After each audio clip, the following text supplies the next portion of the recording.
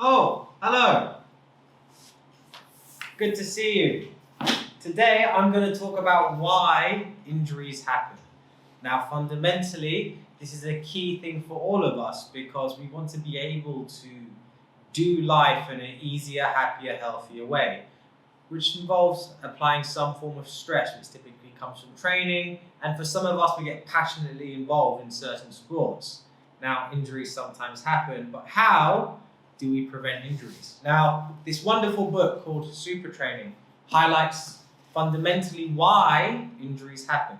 Now, if you know why injuries happen, you can know how to prevent them. Now, any good trainer or coach that is worth their weight in the amount of cash you pay them will know this book and will have read this book at least once. What this book is, it's like the Bible of training.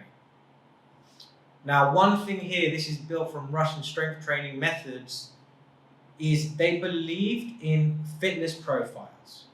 So this is a fitness profile which they would use to assess their athletes. Now, fundamentally, you are only ever as strong as your weakest link. And this is what they believed in. And this is what they still believe in. And this is how you prevent injuries. You have to assess where you are weak in the grand triage or spectrum of your body and in health. Are you cardiovascularly weak? Are you anaerobically weak? Are you just weak? Are you weak-minded?